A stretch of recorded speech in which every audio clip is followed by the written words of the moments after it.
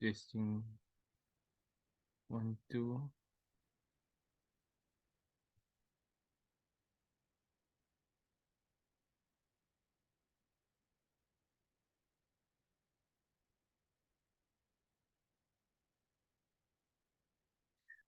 Assalamu alaikum wa rahmatullahi wa barakatuh, and welcome back to our hadith class. We are doing the kitab known as Riyaadhus Saaliheen of Imam An-Nawawi rahimahullah. And tonight, inshallah ta'ala, we are doing a very lengthy hadith.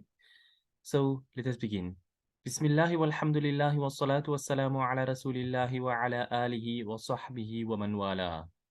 So we're doing hadith number 203, which begins وعن أبي خبيب عبد الله بن الزبير رضي الله عنهما قال لما وقف الزبير رضي الله عنه يوم الجمل دعاني فقمت إلى جنبه. Because it's extremely lengthy, so I'm going to read it a little bit at a time. Hadhrat Abu Khubayb radiyallahu anhu, his name, we don't know him so well by his kunya, we know him by his name. He's Hadhrat Abdullah ibn Zubayr radiyallahu anhu, a great Sahabi. Mother is a Sahabiya, father is a Sahabi, one of the Ashratul Mubashara, Hadhrat Zubayr radiyallahu anhu. His son was one of the young Sahaba in the time of Rasulullah sallallahu alayhi wasallam. Great upon great. Anyway, grandson of Hadhrat Abu Bakr radiyallahu anhu, because his mother was Hadhrat Asma binti Abi Bakr radiyallahu anhuma. So, he comes from greatness on both sides. Anyway, he says that on the day of the Battle of Jamal, you had the Battle of Siffin and Jamal. So on the day of the Battle of Jamal, Hadhrat Zubayr radiyallahu anhu, he called his son. And he stood at Hadhrat Abdullah stood by his father's side. فقال يا بني إنه لا يقتل اليوم إلا ظالم أو مظلوم وإني لا أراني إلا سأقتل اليوم مظلوما. He told his son, "Oh my son, no one will be killed on this day except one of two people, one of two types, a zalim or madlum. Either a person will be uh, killed as a as a transgressor, or one who is transgressed upon. And I don't see it, but that I will be killed today as being oppressed. وإن من أكبر همي لديني أفترى ديننا يبقي من مالنا شيئا." He says that the thing that I know, it's like it's a foregone conclusion in my mind that I'm going to be killed here today, in an oppressed manner, because they're not supposed to be the battle and everything of the sort, but nonetheless. And the biggest worry that I have on my mind is my debt. That أفترى ديننا يبقي من مالنا شيئا. Do you think after the debts are paid, there'll be any money left over? There's a lot of debt, so what's going to happen afterward? So ثم قال يا بني بع مالنا واقض ديني وأوصى بالثلث وثلثه لبنيه، يعني لبني عبد الله بن الزبير ثلث الثلث. قال فإن فضل من مالنا بعد قضاء الدين شيء فثلثه لبنيك. Okay, so Hadhrat Zubayr radiyallahu anhu, he said, "Oh my son, sell everything that we own, sell all our possessions. Waqdi dayni, and pay my debt. وأوصى بالثلث, and he made a wasiya now of 1/3 and a third for his children, meaning for the children of Hadhrat Abdullah ibn Zubayr radiyallahu anhu, a third of a third." And then Hadhrat Zubayr radiyallahu anhu, he said, فَإِنْ فَضْلَ مِنْ مَالِنَا, if there's any money left over after the paying of all the debt, then فَثُلُثُهُ لِبَنِيكَ, then a third is for your children. قال هشام وكان بعض ولد عبد الله قد وازى بعض بني الزبير خبيب وعباد وله يومئذ 9 بنين و9 بنات. So the narrator, Hisham, he says that some of the children of Hadhrat Abdullah ibn Zubayr had at this time, their ages was similar to Hadhrat Abdullah ibn Zubayr. He was the son of Hadhrat Zubayr, and his children were close in age to his own brothers and sisters, in other words, because Hadhrat Zubayr radiyallahu anhu, despite being at a advanced age at this time, he was still having children. So nonetheless, like I say, the uncles and nephews, they were very close in age. So who were the children of Hadhrat Abdullah ibn Zubayr that were close in age? It was Khubayb and Abbad. Now, as you know, we read that he's Abu Khubayb. Khubayb is the oldest son of Hadhrat Abdullah ibn Zubayr radiyallahu anhu. So him and his brother Abbad, they were close to the ages of their own uncles, the children of Hadhrat Zubayr radiyallahu anhu. And in the narrator Hisham, he mentions that Hadhrat Zubayr radiyallahu anhu had on this day, on the Battle of Jamal, he had تسعة بنين وتسع بنات. He had 18 children, 9 boys and 9 sons and 9 daughters. قال عبد الله فجعل يوصيني بدينه ويقول يا بني إن عجزت عن شيء منه فاستعين عليه بمولاي. So Hadhrat Abdullah ibn Zubayr, he said that his father started giving him a wasiyah with regards to the debt. You know, that this is what you must do to pay the debt off. And he said that, oh my son, if you fall short and you are struggling in being able to pay the debt, then فَاسْتَعِينَ عَلَيْهِ بِمَوْلَايَ, then seek aid from my master. قال فوالله ما دريت ما أراد حتى قلت يا أبتي من مولاك قال الله. So Hadhrat Abdullah ibn Zubayr radiyallahu anhu, he said that, Wallah, I didn't know who he was told, who his father was referring to when he said, seek help from my master. He's thinking, is there somebody else, somebody who's going to give some money over here that I don't know about? So he asked that, oh my father, who is your master? And Hadhrat Zubayr radiyallahu anhu, he said, Allah. So if you are having difficulty in paying back my debt, then ask help from Allah. قال فوالله ما وقعت في كربة من دينه إلا قلت يا مولى الزبير اقض عنه دينه فيقضيه. So Hadhrat Abdullah ibn Zubayr radiyallahu anhu, he said that, Wallah, I never fell into any difficulty with regards to the debts of Hadhrat Zubayr radiyallahu anhu, but that I said, making this dua, oh master of Hadhrat Zubayr radiyallahu anhu, fulfill his debt for him, and then Allah would fulfill it. In other words, Allah would make a way that money would come and that debt would be paid. قال فقتل الزبير رضي الله عنه ولم يدع دينارا ولا درهما. Hadhrat Zubayr radiyallahu anhu, he was killed on the battle, martyred at least I should say, on the battle of Jamal, and he did not leave behind 1 dinar or 1 dirham, not 1 penny as we would say was left behind, no money at all, except إلا أرضين, except for some land, منها الغابة و11 دارا بالمدينة ودارين بالبصرة ودارا بالكوفة ودارا بمصر. He says what Hadhrat Zubayr radiyallahu anhu had was property.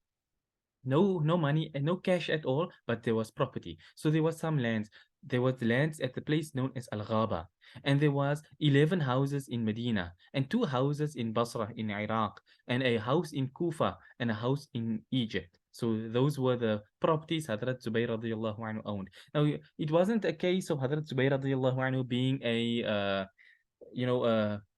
property merchant, going to investment property, not at all.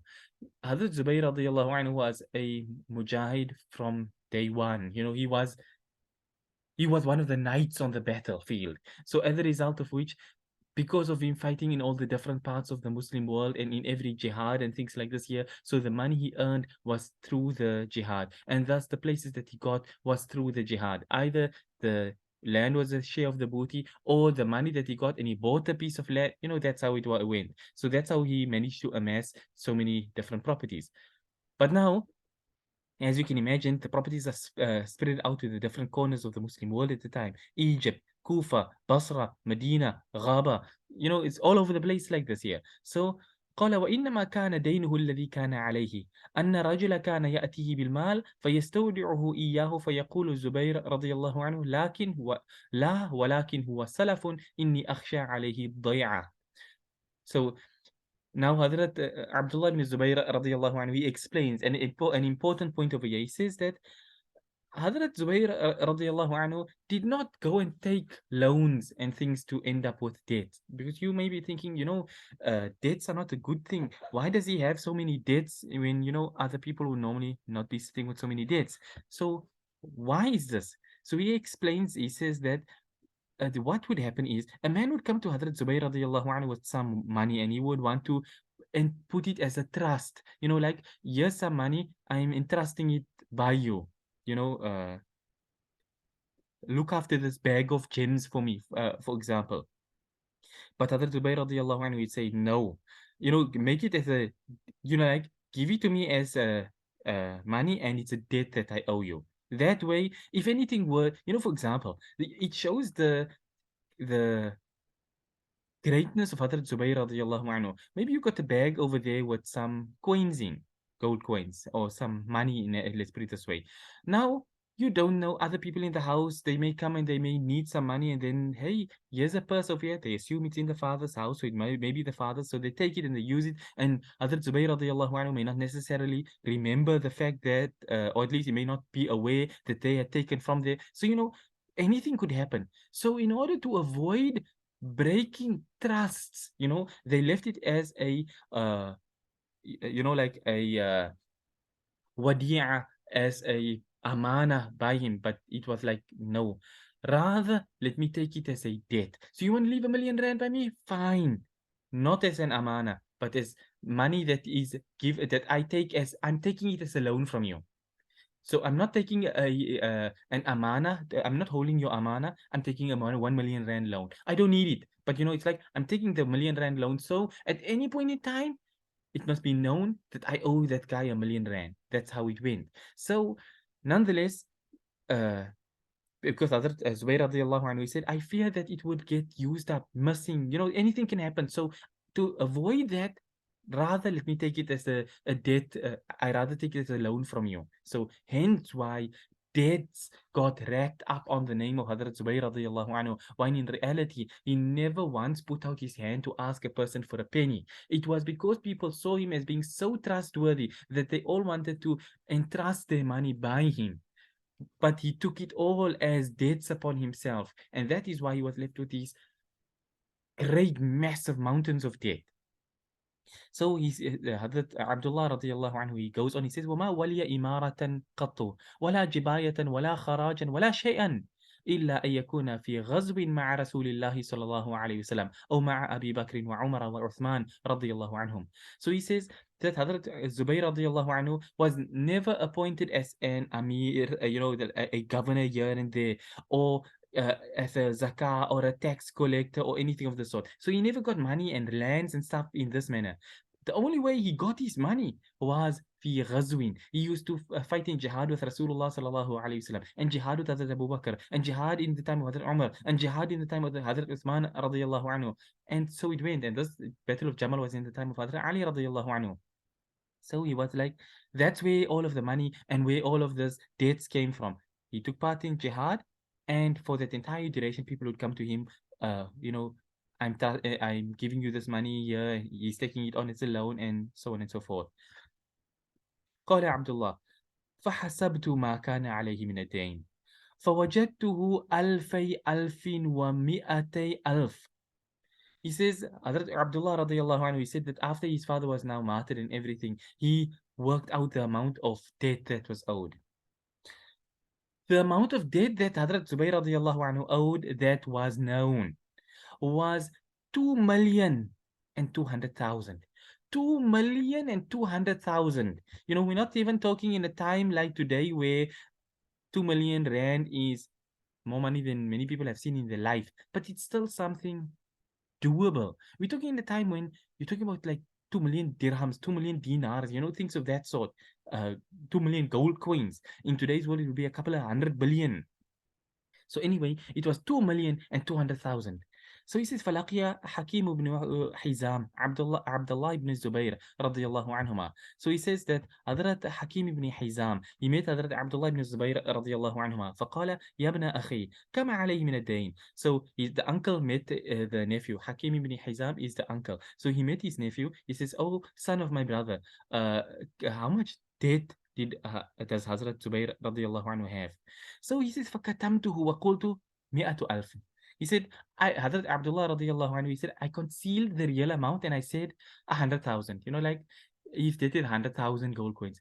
And Hadhrat فقال حكيم والله ما أرى أموالكم تسع هذه. Hadhrat Hakim radiallahu anhu, he said, Wallah, I don't think that your money, the wealth that you have from the properties and things like this, that it will be enough to cover all of this. Meaning, I don't think you have enough money to cover 100,000. فقال عبد الله: أرأيتك إن كانت ألفي ألف ومئتي ألف؟ قال: ما أراكم تطيقون هذا، فإن عجزتم عن شيء منه فاستعينوا بي. So Hadhrat Abdullah radiallahu anhu now speaks up and he says that, what would you say if I told you that the debt is 2,200,000? He said that, then Hadhrat Hakim radiallahu anhu, he says that, I don't think you will ever be able to fulfill this and pay this money back.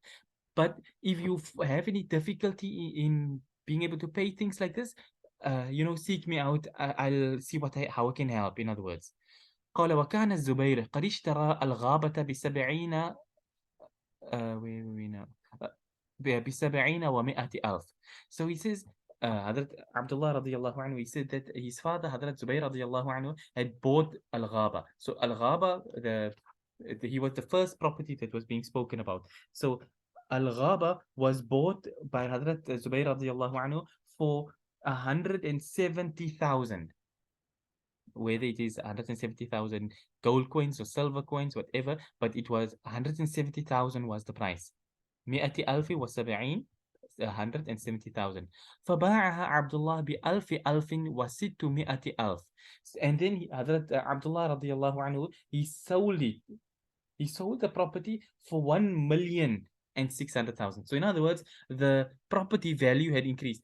But let's put it this way: in reality, it wasn't that the property value had increased. It was because of who Hadhrat Zubayr radiallahu anhu was, and the fact that he was not taking debts and stuff like this here for himself. It was for the sake of looking after amana.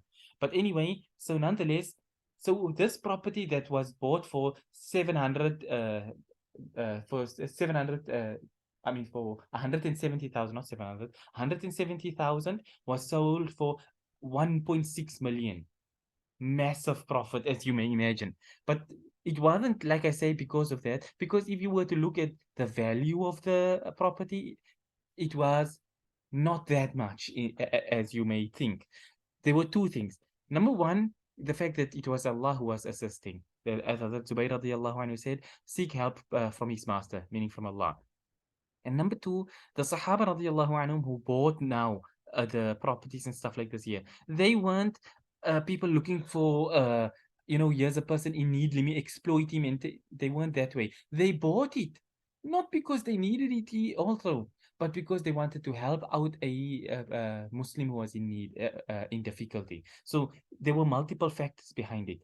Nonetheless, so ثم قام فقال: من كان له على الزبير شيء فليوافنا بالغابة. So thereafter, after having sold the property and for 1.6 million, then Hadhrat Abdullah radiallahu anhu, he stood up, he made an announcement. He said, whoever is owed anything by Hadhrat Zubayr radiallahu anhu, then let him meet me at Al-Ghaba. فأتاه عبد الله بن جعفر وكان له على الزبير 400 ألف. So Hadhrat Abdullah ibn Ja'far radiallahu anhu, he turned up and he said he had entrusted 400,000, let's call it rands or pounds, or let's call it dirhams. So he entrusted for 400,000 dirhams by Hadhrat Zubayr radiallahu anhu. فقال لعبد الله: إن شئتم تركتها لكم. So he turned up and he told Hadhrat Abdullah ibn Zubayr radiallahu anhu that, if you want, I'll wipe this there, I'll leave it for you. In other words, I'll wipe this, I'll erase this there, don't worry about it. قال عبد الله: لا. قال: فإن شئتم جعلتموها فيما تؤخرون إن أخرتم. So Hadhrat Abdullah ibn Ja'far radiallahu anhu, he then said, or at least Hadhrat Abdullah ibn Zubayr said, no, I don't want you to waive it.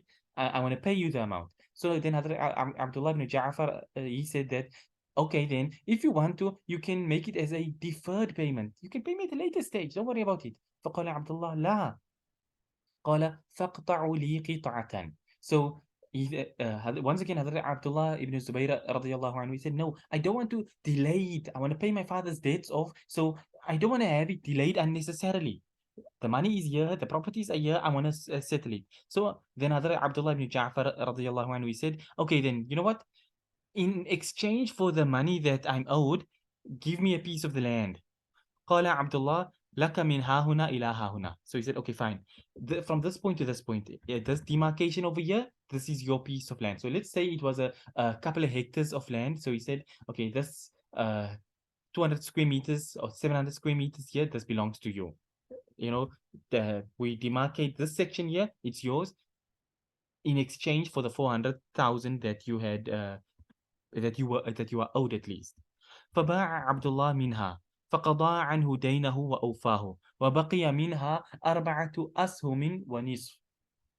So he says that Hadhrat Abdullah ibn Zubayr radiallahu anhu, he now started selling the plots from the pieces from Al-Ghaba.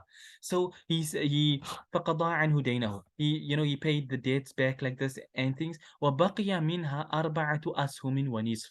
And afterwards, there was 4.5 shares. He cut up the entire Al-Ghaba into many different shares. So people bought this share, that share, this share, this piece of, like that. It was now demarcated into many, many small plots. So 4.5 plots. Let's say each piece was 20 or 2,000, or maybe let's just say 500 square meters. So they were like 500, 500, 500, 500, 500, 2,500 square meters left over. So it was five equal, or not five, 4.5 equal portions left over. فقدم على معاوية وعنده عمرو بن عثمان والمنذر بن الزبير وابن زمعة فقال له معاوية كم قومت الغابة قومت الغابة. Okay.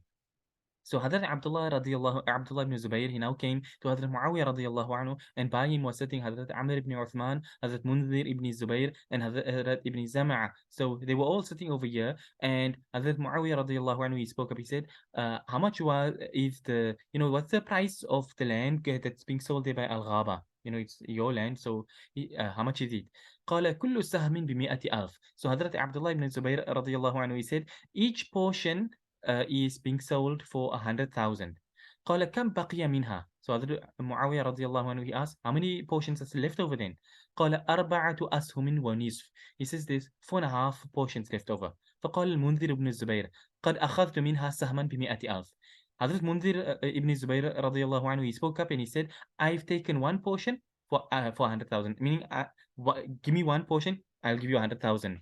You're selling it 100,000, I'm giving you, finish, now you got 3.5 left over. Where did it go now? Okay. قال عمرو بن عثمان قد أخذت منها سهما ب100,000. So Hadhrat Amr ibn Uthman radiallahu anhu, he now spoke up and he said, I've taken also a portion for 100,000. In other words, give me also a share. So he's got a share, I got a share, there's 2.5 shares left over. وقال ابن زمعة قد أخذت سهما ب100,000. He also said, I've taken a share for 100,000. So in other words, there were 4.5 shares left over. Each one took 111. فقال معاوية كم بقي منها. Now Hadhrat Muawiyah radiallahu anhu, he asked, how much is left over now? قال سهم ونصف ونصف سهم. There's 1.5 shares left over. That's all. قال قد أخذته ب50 و100,000. Then Hadhrat Muawiyah radiallahu anhu, he said, I've taken it for 150,000. In other words, because one full share is 100,000, half a share is 50,000. So I've taken the 1.5, I'll give you 150,000. قال وباع عبد الله بن جعفر نصيبه من معاوية ب600,000. He says that Hadhrat Abdullah ibn Ja'far radiallahu anhu, who was given his share from Al-Ghaba first by Hadhrat Abdullah ibn Zubayr, he sold that share to Hadhrat Muawiyah radiallahu anhu for 600,000. So he had originally been owed 400,000 by Hadhrat Zubayr radiallahu anhu.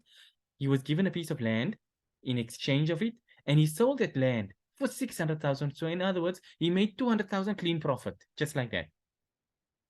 فلما فرغ ابن الزبير من قضاء دينه. Now after Hadhrat Abdullah ibn Zubayr radiallahu anhu had completed paying back all of the dain, قال بنو الزبير. Now the Hadhrat Zubayr radiallahu anhu's children, meaning his brothers and sisters, they now spoke up and they said, اقسم بيننا ميراثنا. Divide our inheritance amongst us. قال والله لا أقسم بينكم حتى أنادي بالموسم 4 سنين. ألا من كان له على الزبير دين فليأتنا فلنقضه. So Hadhrat Abdullah ibn Zubayr radiallahu anhu said that Wallah, I will not divide your inheritance amongst you until I make an announcement at the time, bil Mawsim, yeah, at the time means the time of Hajj. I will make an announcement on Hajj for 4 years. Meaning, for the next 4 years, I will not divide up the inheritance until every single year I will make an announcement at Hajj, because that's how you got the message out. Everybody came there at the time of Hajj. So 4 consecutive years, I will make this announcement to say, whoever is owed any money by Hadhrat Zubayr radiallahu anhu, then come to us so it can be fulfilled. In other words, I don't want that we must divide up the inheritance, everybody eat it up, and then somebody turns up and he say, hey, I'm also owed. Now there's no money left over. So he said, we will not divide up the inheritance until the debt is paid first. And that's the way it's supposed to be. Debts, wasiya, and then you have your inheritance. Nonetheless, so فجعل كل سنة ينادي في الموسم فلما مضى 4 سنين قسم بينهم ودفع الثلث. So he says that Hadhrat Abdullah ibn Zubayr radiallahu anhu, he continued making the announcement every year at Hajj in this manner. You know, like uh, whoever is owed money by Hadhrat Zubayr, whoever is owed money like this, come, it will be settled for you, you know. And when 4 years had passed by, and nobody turned up. You know, in other words, it was now officially paid up. قَسَمَ بَيْنَهُم. He now divided the inheritance. And he said the وَدَفَعُ الثُّلُث, he gave the thuluth, the 1/3, the bequest that was that Hadhrat Zubayr radiallahu anhu mentioned, he discharged it as well. وَكَانَ لِلزُّبَيْرِ أَرْبَعُ نِسْوَةٍ. And Hadhrat Zubayr radiallahu anhu, he had 4 wives. فَأَصَابَ كُلَّ إِمْرَأَةٍ أَلْفُ وَمِئَةَ أَلْفٍ فجميع ماله 50,000 ألف رواه البخاري. So he says, remember here, Hadhrat Zubayr radiallahu anhu had 4 wives, 18 children, besides grandchildren and everybody, and you know, the entire family. So he says that Hadhrat Zubayr radiallahu anhu, he had 4 wives. And after everything was sold, all the properties and stuff, because of the barakah that Allah had put in it, what is the amount? Remember, he began without a blue cent. He had only a couple of properties and not a blue cent.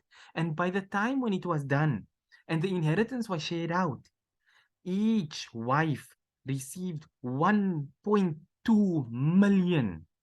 You know, 1,200,000, 1.2 million dinars or dirhams, whatever you want to go with. That's how much each wife had gotten. And the total sum of wealth that was earned from the selling of all the property was 50,000 which was 50,200,000. In other words, 50.2 million dinars or dirhams. That was the sum total of all the property when it was sold at the end of the day.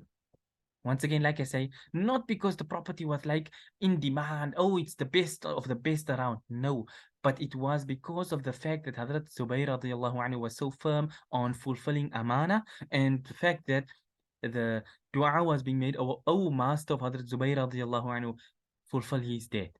And for that reason, because of Allah making it easy, that is why those properties that we spoke about, Al Ghaba and the 11 houses and the 2 houses and the 1 house, you know, they in Egypt and Kufa and Basra and Medina, yeah, they all get sold, and you sit with 50.2 million at the end of the day. Whereas if you were to actually have sold it in its normal thing, if Allah was not with you, you may have ended up with maybe 1 million. But Allah put such barakah in it that all the debt was paid, and each wife can get so much, and each child can get, and the bequests can be that's how much barakah there was on account of fulfilling your amana. And that is how this hadith relates to this chapter, because this was the chapter of fulfilling one's amana. So you see, when you do it in the way of Hadhrat Zubayr radiallahu anhu, then when Allah is by your side aiding you, then nothing can stand in your way and prevent you from being able to do what needs to be done. So that being said, that's the end of the hadith. That Imam Bukhari rahimahullah is the narrator of this hadith, and we'll stop on this point. Our time is already up. Just one single hadith for the whole night, half an hour of one hadith. But anyway, we stop on this point here for tonight. Until next time, we end and we say, وصلى الله وسلم وبارك على نبينا محمد سبحان الله وبحمده سبحانك اللهم وبحمدك نشهد أن لا إله إلا أنت نستغفرك ونتوب إليك والسلام عليكم ورحمة الله وبركاته.